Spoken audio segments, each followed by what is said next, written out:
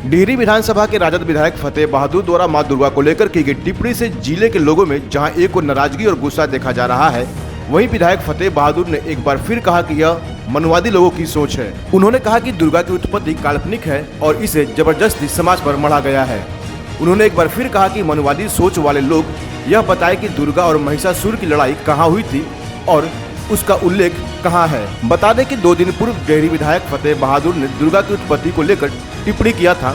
उसके बाद से विधायक के खिलाफ जिला में विरोध प्रदर्शन का सिलसिला जारी हो गया।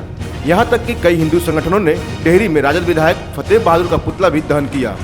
मैं कहता हूँ, मैंने ये नहीं बोला, मैंने ये बोला कि जिन मनुवादियों ने ये भ्रम को फैलाकर और हमारे बहुजन समाज के लोगों का जो शिक्षा के प्रति जो नुकसान कर रहे हैं, तो वो बताने का काम करेंगे।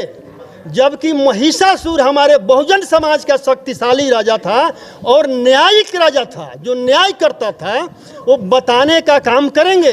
जैसे महाभारत का युद्ध जो है वो कुरुक्षेत्र में हुआ, वो मैदान का नाम वर्णित है। लेकिन महिषासुर और दुर्गा का युद्ध कौन सा मैदान में हुआ, कौन सा मैदान में हुआ, ये कोई बताने का मतलब करेगा? क्या दुर्गा जी की उत्पत्ति बने गलत तरीके से हुआ? ये काल्पनिक है भाई, मैं तो बोल रहा हूँ ये काल्पनिक है। आपके मुताबिक क्या है? मेरे मुताबिक जो है, जितने भी धर्म ग्रंथ लिखे गए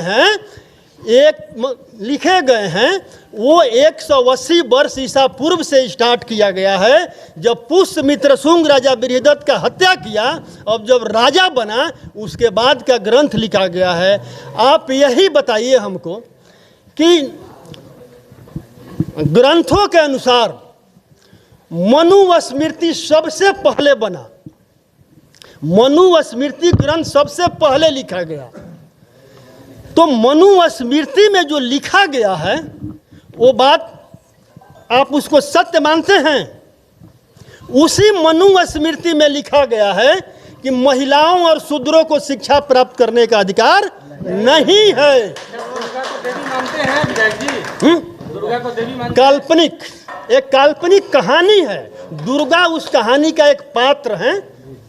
कोई देखिए, मैं मान लेता, मेरे पास साक्ष्य है, अगर दुर्गा जी या हमारे देश में मनुवादियों के अनुसार 33 करोड़ देवी और देवता हैं, लेकिन जब भारत गुलाम हुआ, जब ब्रिटिश गवर्नमेंट भारत में आया और भारत को गुलाम बनाने का काम किया, उस समय भारतीयों का संख्या जो था 30 करोड़ था और देवी देवताओं का संख्या भारतवर्ष में 33 करोड़ था।